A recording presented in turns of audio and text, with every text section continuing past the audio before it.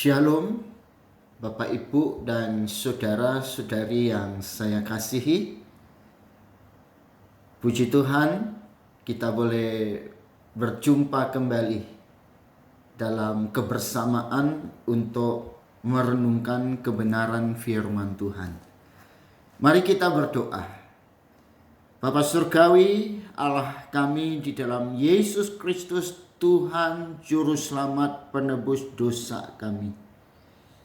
Allah yang memenuhi di seluruh hidup kami melalui kuasa Roh Kudus-Mu. Sehingga Engkaulah Allah yang menyelidiki sampai kedalaman setiap hati kami.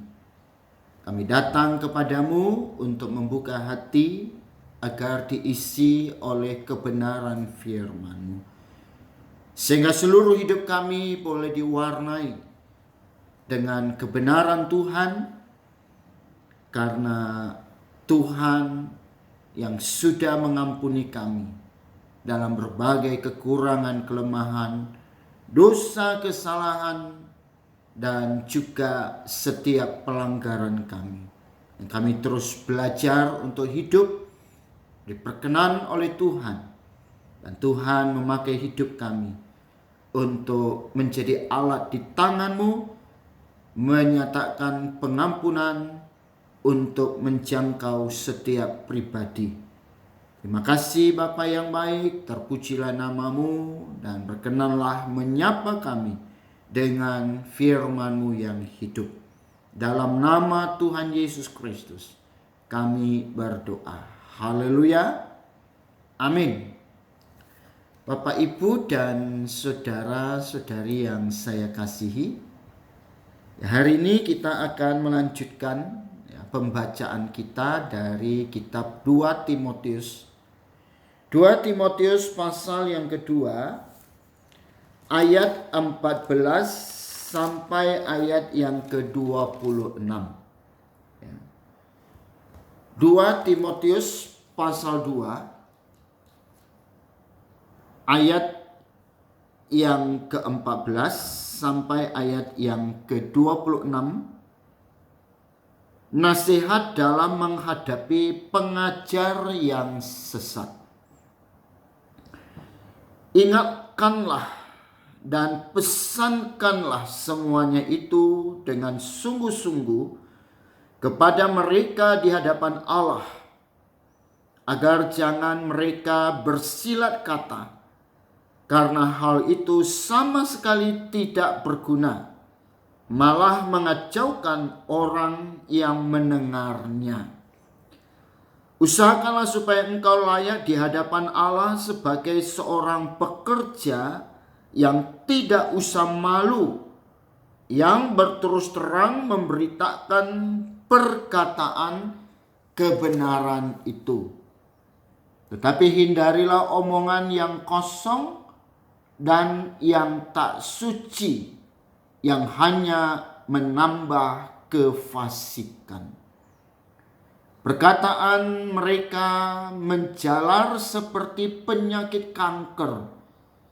Di antara mereka termasuk Himeneus dan Filetus, yang telah menyimpang dari kebenaran dengan mengajarkan bahwa kebangkitan kita telah berlangsung, dan dengan demikian merusak iman sebagian orang.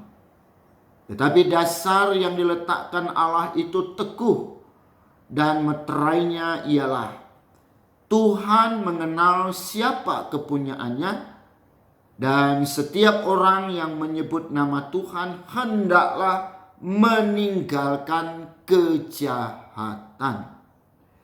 Dalam rumah yang besar bukan hanya terdapat perabot emas dan perak, melainkan juga dari kayu dan tanah. Yang pertama dipakai untuk maksud yang mulia, dan yang terakhir untuk maksud yang kurang mulia. Jika seorang menyucikan dirinya dari hal-hal yang jahat, ia akan menjadi perabot rumah untuk maksud yang mulia. Ia dikuduskan dipandang layak untuk dipakai tuannya, dan disediakan untuk setiap pekerjaan yang mulia.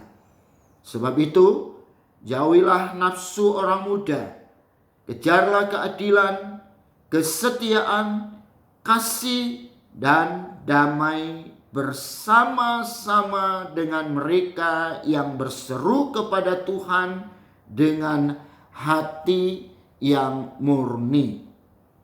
Hindarilah soal-soal yang dicari-cari, yang bodoh dan tidak layak. Engkau tahu bahwa soal-soal itu menimbulkan pertengkaran. Sedangkan seorang hamba Tuhan tidak boleh bertengkar, tetapi harus ramah terhadap semua orang. Ia harus cakap mengajar, sabar, dan dengan lemah lembut dapat menuntun orang yang suka melawan, sebab mungkin Tuhan memberikan kesempatan kepada mereka untuk bertobat dan memimpin mereka sehingga mereka mengenal kebenaran. Dan dengan demikian mereka menjadi sadar kembali karena terlepas dari jerat iblis yang telah mengikat mereka pada kehendaknya. Bapak, Ibu, Saudara, tidak bisa kita menutup mata terhadap begitu banyak ajaran-ajaran yang kadang-kadang ya setengah benar, kadang-kadang ya nyata-nyata memang tidak benar, dan berseliweran ya, di dunia maya. Ya. Jadi Bapak, Ibu, Saudara, saya kadang berpikir ya bahwa peperangan itu sekarang ada di media sosial.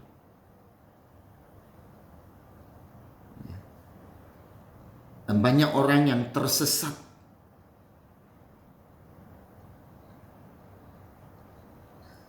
Nah, sehingga gereja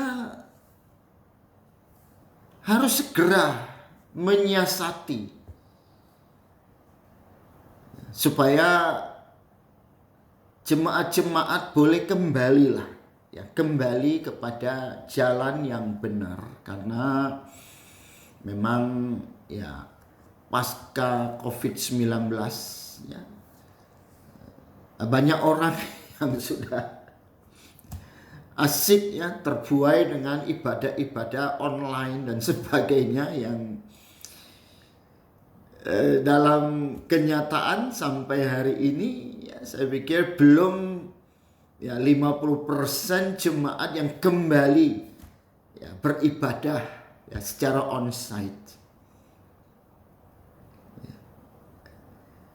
Karena dengan berbagai pertimbangan ya, padahal saya pribadi meyakini bahwa ibadah itu tidak ada onsite ya. Ibadah itu adalah pertemuan ya, perjumpaan ya kita dengan sesama untuk memberi tempat bagi Allah hadir ya dalam persekutuan umatnya. Jikalau 2 atau 3 orang yang berkumpul dan di dalamnya nama Tuhan disebut ya, Tuhan dipuji, firman diberitakan ya, itulah tanda-tanda kehadiran Tuhan. Nah, Bapak, Ibu, dan Saudara, kerap kali juga kita mengambil sikap yang pasif nah, karena kita juga tidak berani bersuara.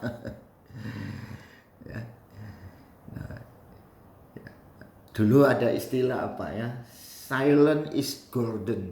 Yang diam itu emas. Ya. Tapi ternyata ya sekarang ini kan zaman juga sudah berubah.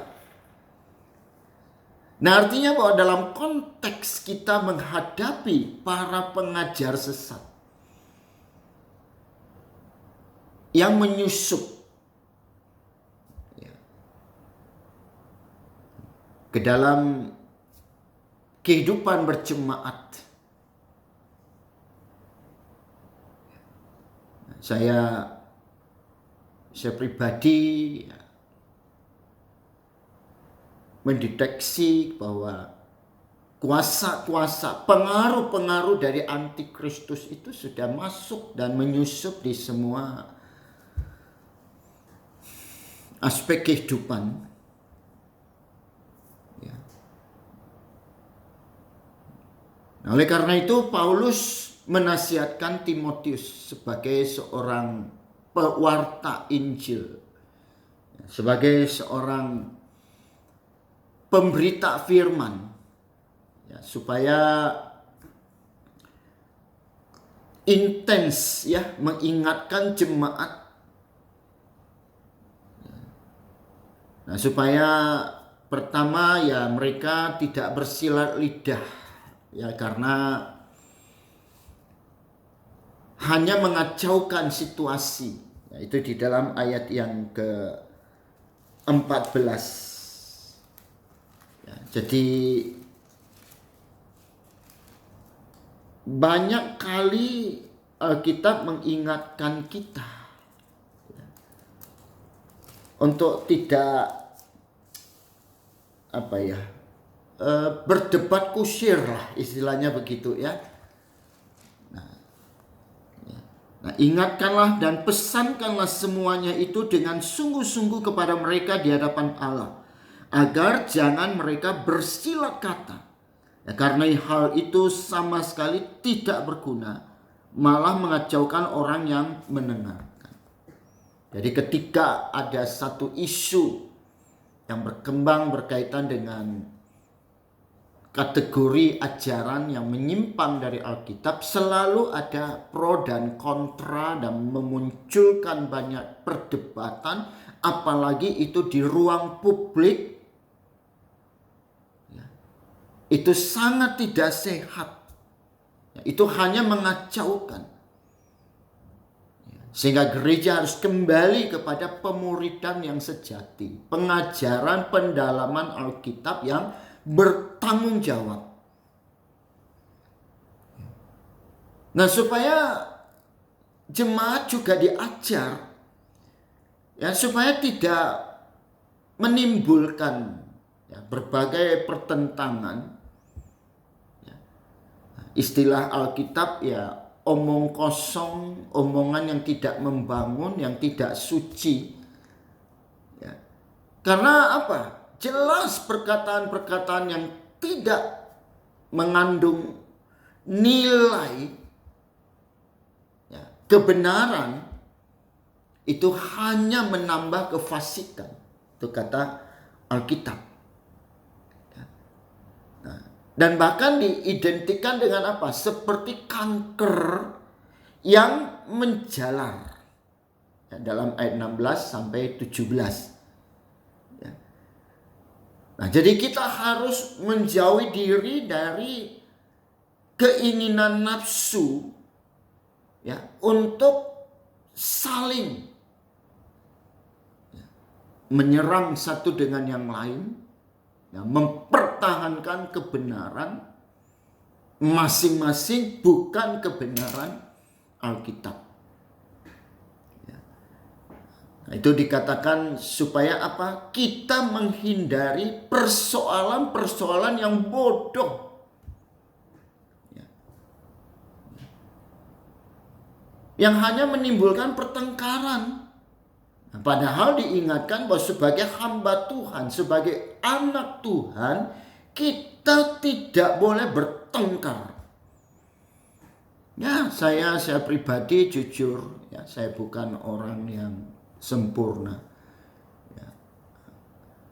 Kerap kali juga ya, ada ya, pancingan ya, untuk satu pertengkaran, tapi saya intinya ya,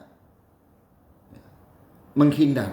Ya, orang mau kata apa itu terserah orang. Orang mau kata kita pengecut itu kata silakan. Ya. Karena kalau kita hamba Tuhan bertengkar, kalau kita anak Tuhan bertengkar, itu sangat mempermalukan Tuhan. Ya, apalagi pendeta. Ya. Orang ngajak kita bertengkar tidak perlu diladeni, tapi kita sendiri secara pribadi teruslah bergerak untuk melakukan kebenaran. Ya, karena kebenaran pada waktunya akan dibuktikan sendiri. Ya, jadi kita nggak usah bela-bela diri lah. Ya. Nah, cari-cari pembenaran tidak perlu juga. Ya, kita harus percaya bahwa Tuhan sang kebenaran. Ya, Yesus yang adalah kebenaran itu sendiri. Dialah yang bisa membela orang-orang benar. Ya, jadi nggak usah kita terpancing ya untuk lantas memunculkan kisruhan, perpecahan. Ya, itu semua hanya pekerjaan iblis saja itu. Ya.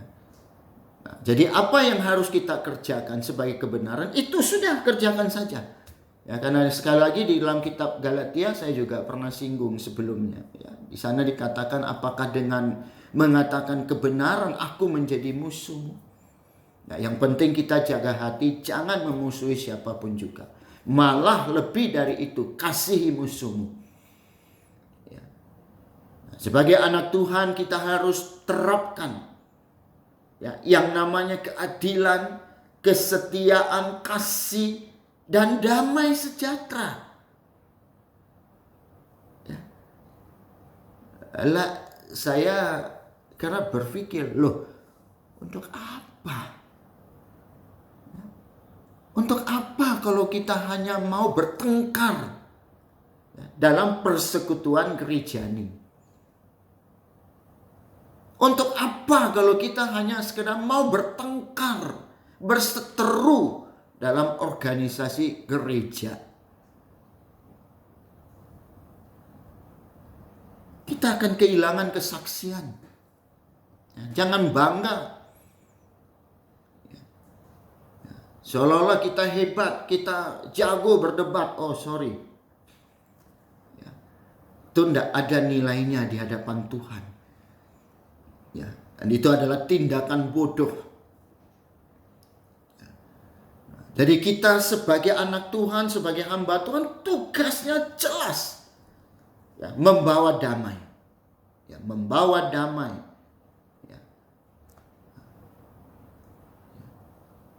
Berbahagialah orang yang membawa damai.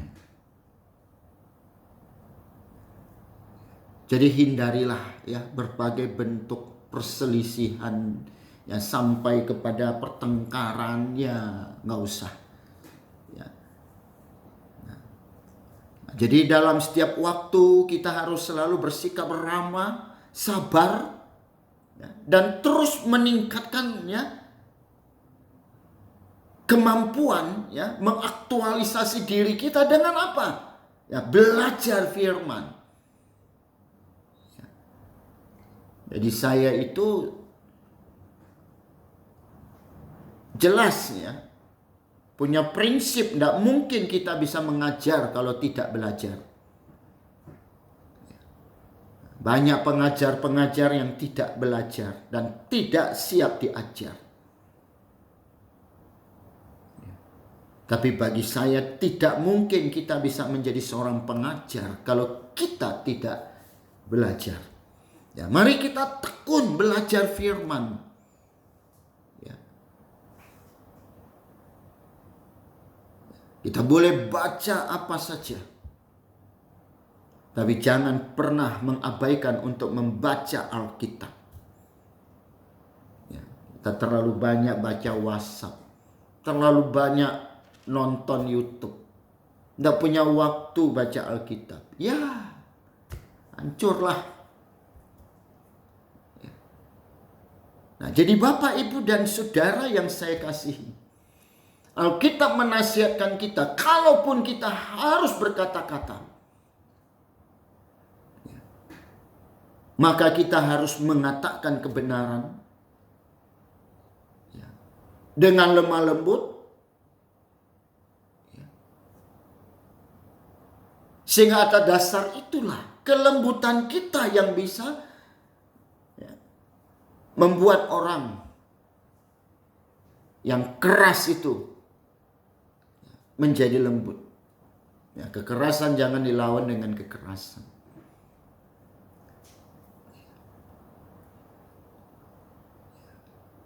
Boleh jadi kekerasan hanya bisa ditaklukkan dengan kelembutan. Sabar. Nah, sehingga Rasul Paulus mengingatkan dua hal bagi kita sebagai anak-anak Tuhan, sebagai hamba-hamba Tuhan. Nah, pertama apa? Kita harus selalu berusaha, berjuang untuk menjadi orang yang layak di hadapan Tuhan. Orang yang hidup diperkenan oleh Tuhan. Bukan cuma diperkenan oleh manusia. Kita harus lebih takut kepada Tuhan daripada kepada manusia. Manusia bisa mempermalukan kita. Manusia bisa merusak nama baik kita. Tapi Allah tidak sekali-kali. Allah tidak akan sekali-kali mempermalukan kita dan mengecewakan kita. Dan yang kedua, kita harus selalu menjaga hati tetap suci, bersih. Jangan ada noda atau dosa yang boleh ada di situ. Sehingga setiap perkataan kita ada kuasa. Setiap tindakan kita ada manfaat.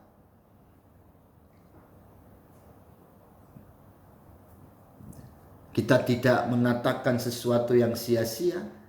Kita pun tidak melakukan sesuatu yang sia-sia. Karena semuanya kita lakukan untuk Tuhan. Bagi hormat dan kemuliaan bagi namanya. Dan itulah yang kita bisa lihat. Dan contoh teladani dari kehidupan jemaat yang mula-mula. Mereka menjadi teladan. Mereka menjadi anak-anak Tuhan yang original, autentik. Tidak ada kepalsuan. Jangan kita menjadi pekerja-pekerja palsu. Orang-orang Kristen palsu.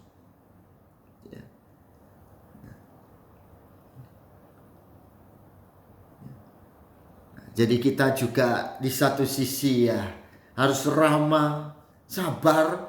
Tapi di sisi yang lain tidak boleh juga berdiam ketika menghadapi sesuatu yang kita anggap itu membahayakan pelayanan dan kehidupan umat Tuhan.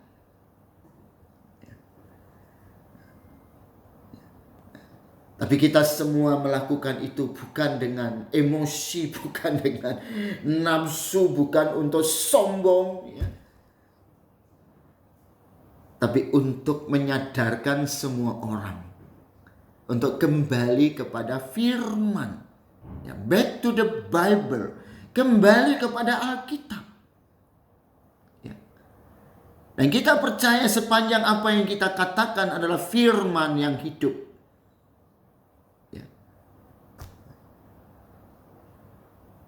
Maka firman itu adalah kebenaran. Dan firman itu sebagai kebenaran akan menggerakkan kita untuk bertindak dan berperilaku. Jadi bukan cuma jadi orang Kristen yang omong doang. Tapi orang Kristen yang hidupnya yaitu antara perkataan dan perbuatan itu jelas gitu ya.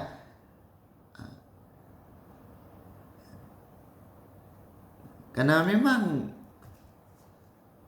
kadang-kadang kita harus menyadari tidak banyak orang mau dengar kita. Tapi ada banyak orang yang melihat sikap dan perbuatan kita. Betul? Nah, jadi ada pepatah lain yang mengatakan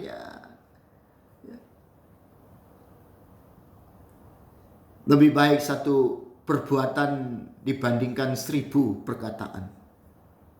Tapi intinya kita belajar hari ini bahwa kita harus berkata benar dan kita harus melakukan yang benar.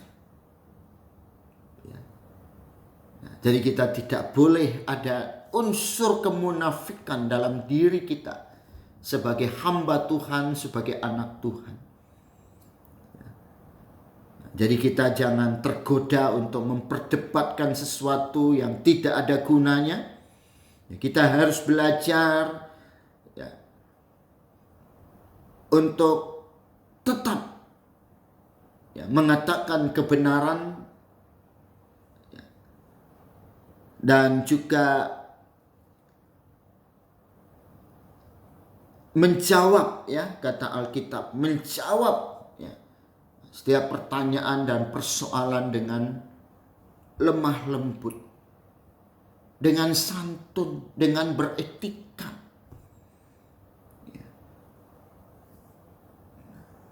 Sehingga kita menjadi orang yang hadir dengan solusi. Kita menjadi seorang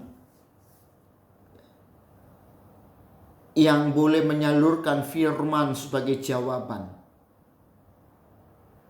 Kita menjadi problem solving, bukan problem maker. Hadir dengan membawa damai. Tuhan memberkati kita.